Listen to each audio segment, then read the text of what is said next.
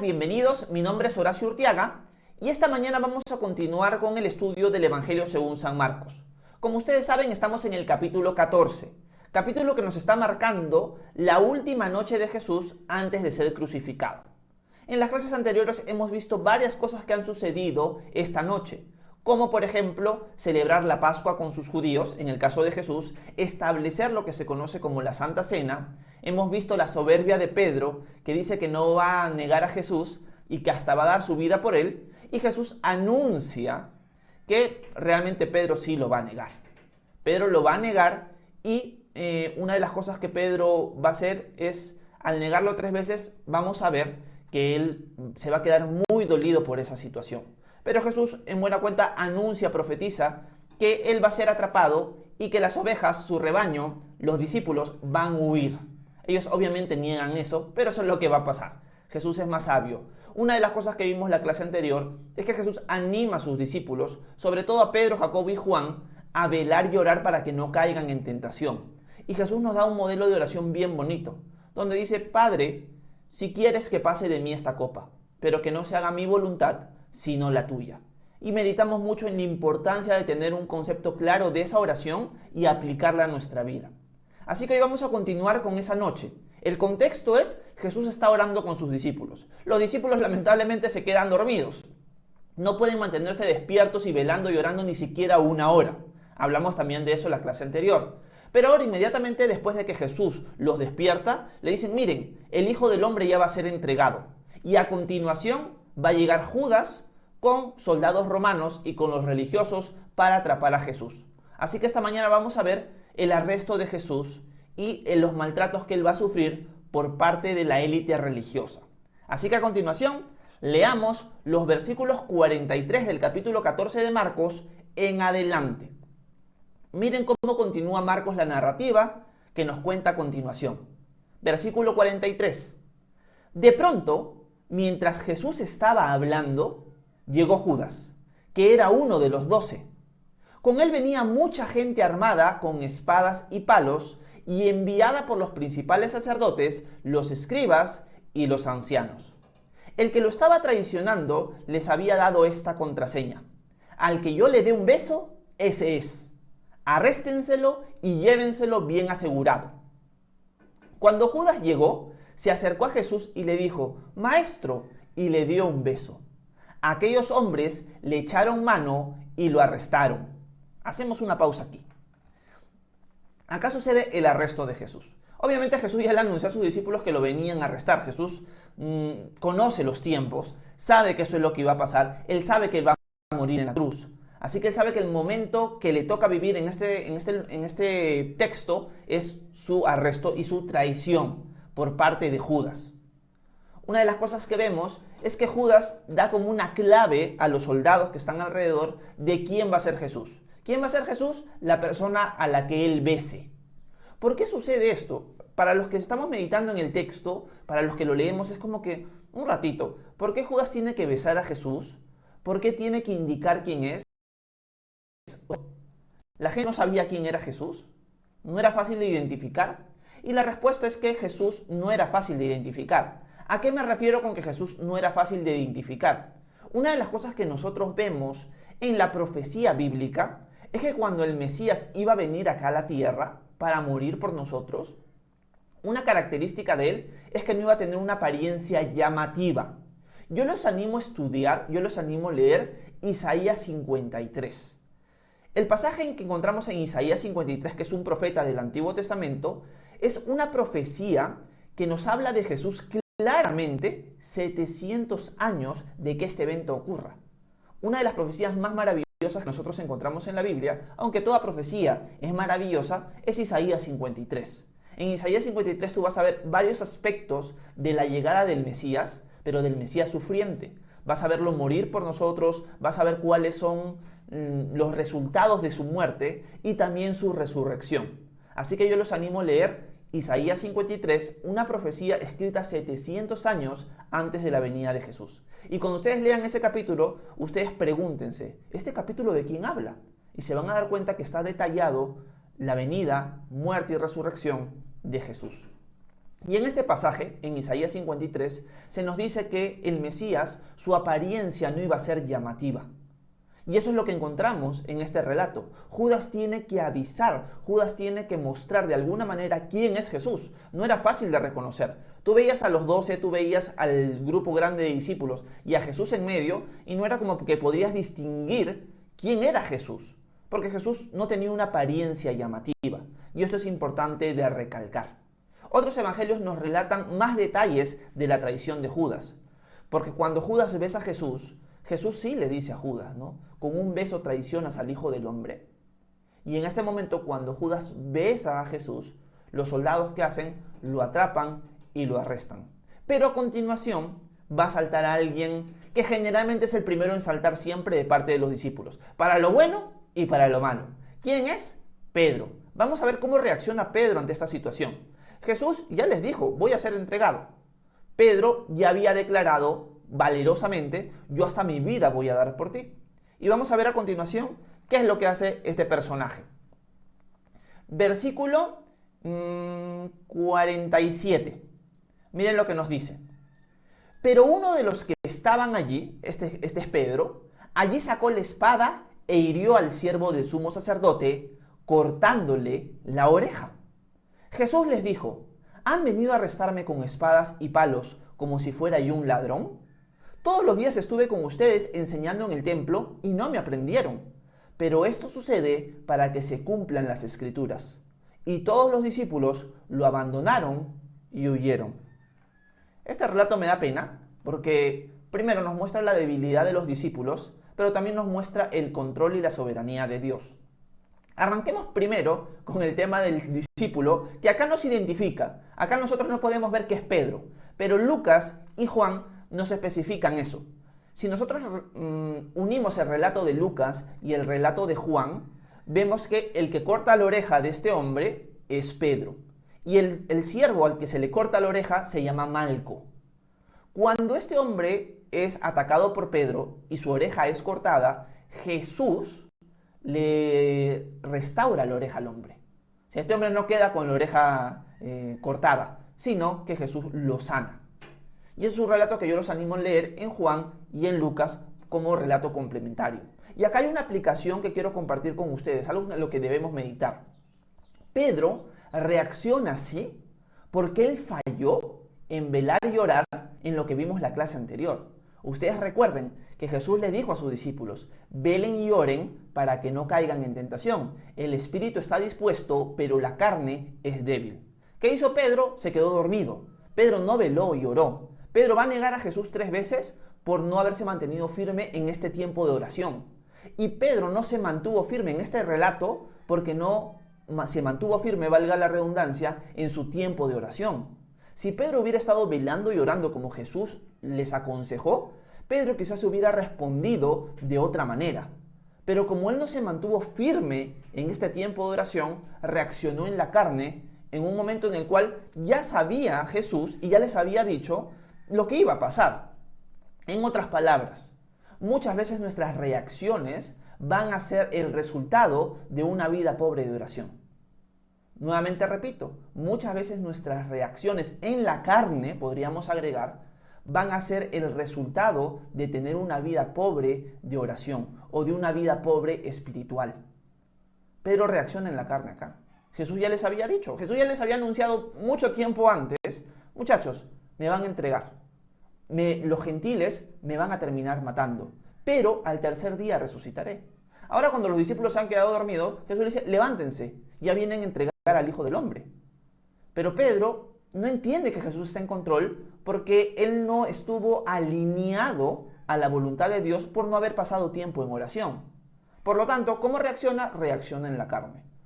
Nuevamente repito y lo enfatizo otra vez. Si tú tienes reacciones violentas, reacciones que no demuestran el carácter de Cristo, muchas veces esas reacciones son producto de una vida pobre de oración y una vida pobre de pasar tiempo a los pies de Jesús leyendo su palabra. Así que esa es una llamada de atención para nosotros. ¿Tú tienes reacciones así? ¿Reaccionas impulsivamente como Pedro? Muchas veces es porque no has tenido la paz de Cristo antes y el Señor no te ha preparado antes porque no has pasado tiempo con Él.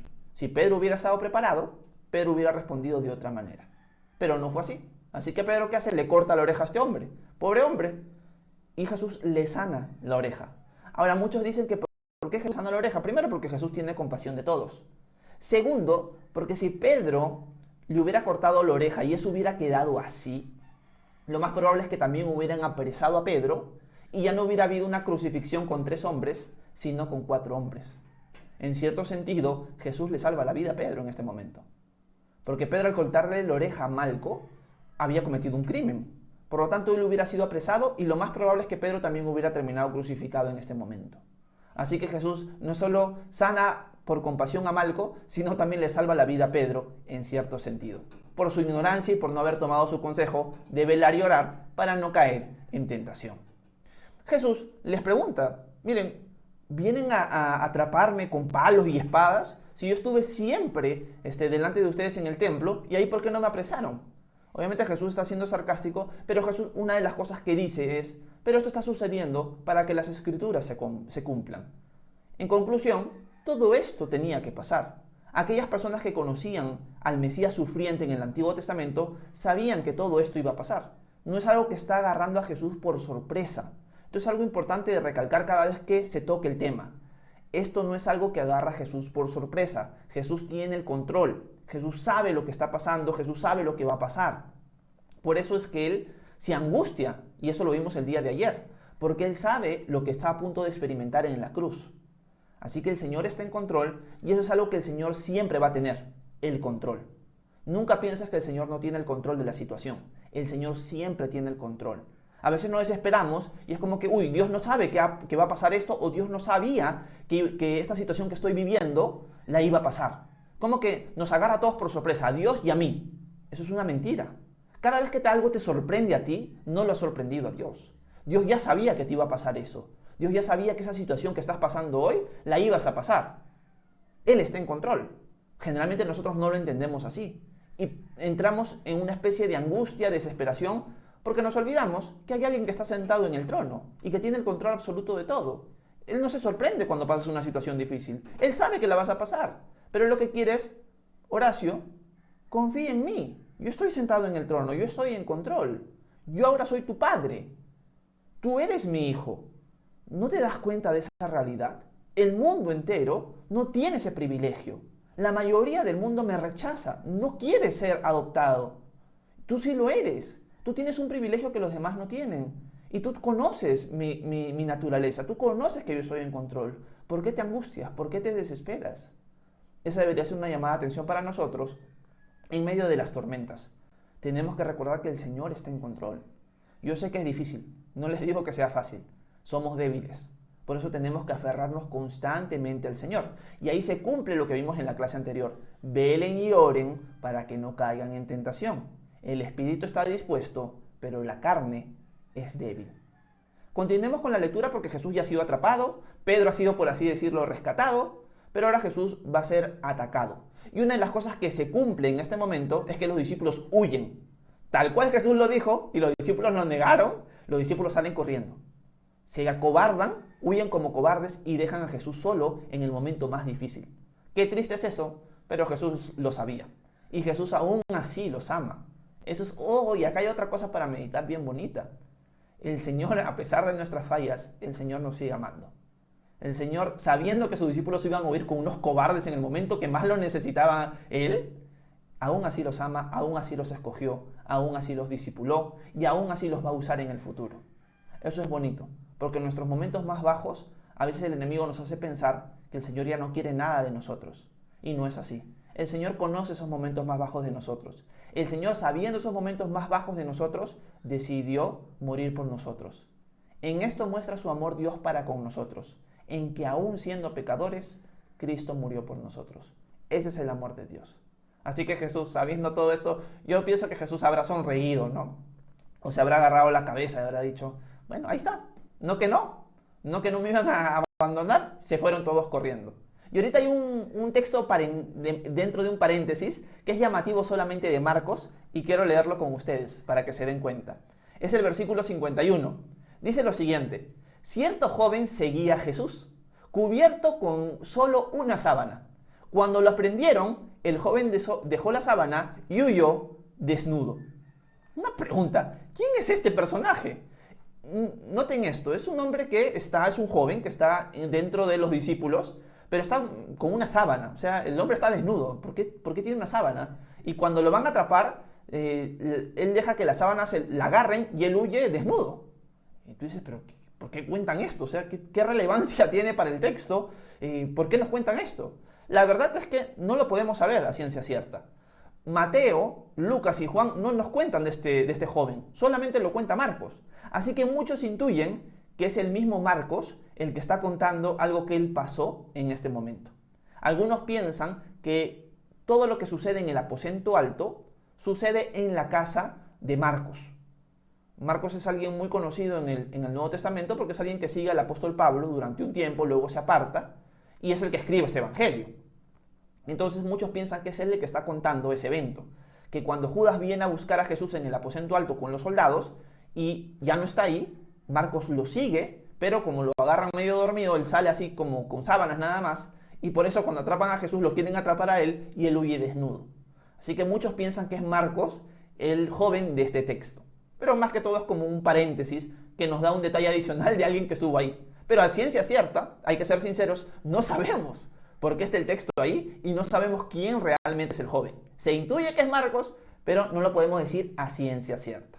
Vamos a leer a continuación un párrafo un poco grande y vamos a tratar de sacarle el jugo en los pocos minutos que nos queda.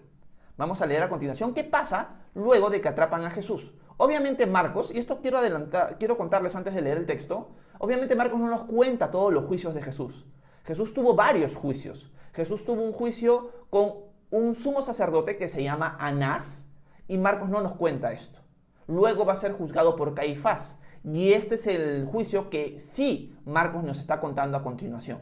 Así que es ahí donde tendríamos que armar el rompecabezas para ver los distintos juicios de Jesús esta noche y la mañana siguiente para entender todo el panorama completo. Marcos nos cuenta solo ciertos detalles. Él no nos cuenta el primer juicio con Anás, que fue un juicio como ilegal, no fue algo oficial. En cambio, este juicio, aunque es ilegal y lo vamos a ver, sí es bajo el sumo sacerdote que estaba oficialmente puesto en el trono, por así decirlo. Vamos a leerlo. Versículo 53 nos dice: llevaron a Jesús ante el sumo sacerdote, este sumo sacerdote es Caifás, y se reunieron todos los principales sacerdotes, los ancianos y los escribas. Pedro lo siguió de lejos hasta el interior del patio del sumo sacerdote. Allí se quedó sentado con los alguaciles y calentándose junto al fuego. Los principales sacerdotes y todo el tribunal buscaban alguna prueba contra Jesús para poder condenarlo a muerte, pero no le encontraban. Muchos presentaban falsos testimonios contra él, pero sus testimonios no concordaban. Entonces algunos se levantaron y presentaron un falso testimonio contra él. Dijeron: nosotros le hemos oído decir: yo derribaré este templo hecho por la mano del hombre y en 3 días levantaré otro sin la intervención humana. Pero ni aún así se ponían de acuerdo en sus testimonios. El sumo sacerdote se paró en medio del tribunal y le preguntó a Jesús: ¿no vas a responder? Mira lo que estos dicen contra ti. Pero Jesús guardó silencio y no contestó nada. Así que el sumo sacerdote le volvió a preguntar: ¿eres tú el Cristo, el Hijo del Bendito? Jesús le respondió: yo soy. Y ustedes verán al Hijo del Hombre sentado a la derecha del Poderoso y venir en las nubes del cielo. El sumo sacerdote se rasgó entonces sus vestiduras y dijo: ¿qué necesidad tenemos de más testigos? Ustedes han oído la blasfemia. ¿Qué les parece? Y todos ellos lo condenaron y declararon que merecía la muerte. Algunos comenzaron a escupirlo y mientras le cubrían el rostro y le daban de puñetazos, le decían: ¡profetiza! Y también los alguaciles le daban de bofetadas. Este es un evento que me da mucha pena. Disculpen un ratito. Porque Jesús en este momento recibe el castigo de un sufrimiento, un insulto por amor a nosotros. No me da mucha pena porque leo el pasaje y se me hace vivo para mí. Y es difícil ver cómo nuestro Señor sufre en este momento. ¿Por qué? Porque nos ama. O sea, yo digo, Él es Dios, se hace hombre y lo insultan, le escupen, le cubren el rostro, le dan de puñetazos, y tú dices, pucha, el Señor no merecía eso, pero el Señor lo recibió por nosotros. Y es importante de reconocer. Disculpen un ratito, pero es un momento muy feo. No sé, me pegó mucho ahorita leerlo.